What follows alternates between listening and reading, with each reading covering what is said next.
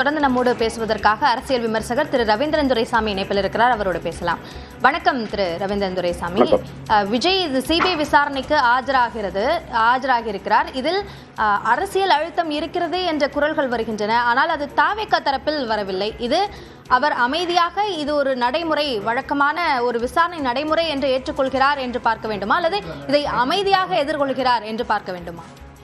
சசிகலா பாணியில தான் எதிர்கொள்றாரு.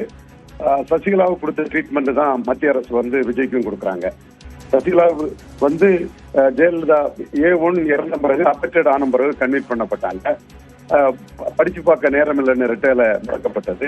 180 இடங்கள்ல செலக்டிவ் ரெய்டு நடந்தது. சசிகலாவின் உறவினர் டிடிவி தினகரன் மேல ரெட்டைலைக்கு லஞ்சம் கொடுத்ததாட்டு யார்கிட்ட கொடுத்தாருன்னே தெரியாத ஒரு வழக்கு நடந்தது. அந்த மாதிரிப்பட்ட ஒரு சூழல்ல தான் இன்னைக்கு விஜயும் சிக்கிட்டு இருக்கிறதாட்டு நான் பாக்குறேன். காரணம், அவருக்கு அபதாரம் விதித்து சரிதான் ஐடில இருந்து நீதிமன்றத்துல சொல்றாங்க. அவருடைய ஜனநாயகம் பல இடர்பாடுகளுக்கு ஆளாகிறது.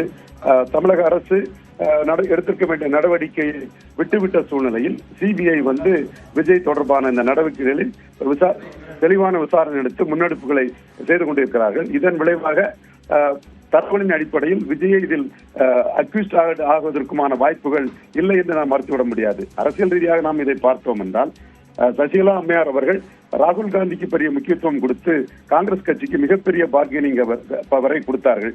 அது டெல்லி தலைமைக்கு ஒரு ஏற்புடையதாக இல்லை. அதுபோல் விஜய் அவர்கள் களத்திற்குள் வரும்போதே கொள்கை எதிரி பாஜக என்று கூறிக்கொண்டு ராகுல் காந்திக்கு ஆதரவான நிலைப்பாட்டை 2024 ராகுல் காந்திக்கு ஆதரவாக களத்தில் வராமல் சிஏ எதிர்ப்பு என்று ராகுல் காந்தியின் கொள்கையை சொல்லி 39 தொகுதிகளிலும் காங்கிரஸ் ராகுல் காந்தி கூட்டணிக்கு ஆதரவான ஒரு நிலைப்பாட்டை எடுத்ததில் இருந்து ஓட்சோரிக்காக ராகுல் காந்தி போராட்டம் நடத்தும் போது அவர் கைது செய்யப்பட்ட போது தமிழ்நாட்டில் இருந்து முதல் ஆளாக அதனை கண்டனம் தெரிவித்தது வரை ஒரு ராகுல் காந்திக்கு ஆதரவான ஒரு சக்தியாகவும், காங்கிரசின் பார்கெனிங் பவரை தமிழ்நாட்டில் 10 எம்பி திமுகவில் பெற்ற காங்கிரஸ் அடுத்து 20 எம்பி பெறக்கூடிய அளவிற்கு அதை உயர்த்தும் ஒரு சக்தியாகவும், டெல்லிக்கு வேண்டாத தேவையற்ற ஒரு சக்தியாகவும் தான் விஜய் இருந்து வருகிறார். இதே சூழ்நிலையில் விஜய் ஒரு அரசியல் சக்தியாக 2026 வரக்கூடிய பட்சத்தில் 2029 அவருடைய பங்களிப்பு, அவருடைய அரசியல் சக்தி என்பது கேரளா, கர்நாடகா, தெலுங்கானா, ஆந்திரா, தமிழ்நாடு என தென்னிந்தியாவிலே ராகுலுக்கு ஆதரவாகவும் மோடிக்கு எதிராகவுமான ஒரு சக்தியாக அவர்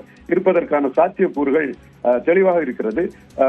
டெல்லி தலைமையை பொறுத்தவரையில் அவர்கள் சட்டமன்றத்தை விட பாராளுமன்றத்திற்கு முக்கியத்துவம் கொடுத்துதான் தங்கள் காய்களை நகர்த்துவார்கள். எனவே 2029 தங்களுக்கு எதிரான ஒரு பெரிய சக்தியாக தென்னிந்தியாவில் ராகுல் காந்தியை பலப்படுத்தக்கூடிய ராகுல் காந்தியின் தளபதியாக விஜய் வந்து விடுவார் என்ற சூழ்நிலையில் அவரை அரசியல் சக்தியாக மாறுவதில் இப்பொழுதே அவரை கிரஷ் பண்ணுவது, கிராக் டவுன் பண்ணுவது, சசிகலா பாணியில் அவரை ட்ரீட் பண்ணுவதுதான் பாஜகவின் தலைமையின் முடிவாக இருக்கும் என்று நான் கருதுகிறேன். அதை நோக்கித்தான் போகிறது. 8ஆம் தேதியே இந்த கருத்தை ஐயா நயனா நாகேந்திரன், திருமதி தமிழிசை அம்மையார் இவர்கள் கருத்தை மீறி என்னுடைய கருத்தாக இதை பதிவு பண்ணினேன். அந்த பாதையில் தான் இப்போது போய்கொண்டிருக்கிறது. மீண்டும் அதை நோக்கி போகும் என்று நான் கருதுகிறேன். பொறுத்திருந்து பார்ப்போம். நன்றி திரு ரவீந்திரன் துரைசாமி. இணைப்பில் கருத்துக்களை பகிர்ந்து கொண்டமைக்கு. தொடர்ந்து இந்த விவகாரம் தொடர்பான பல்வேறு விஷயங்களை பேசலாம்.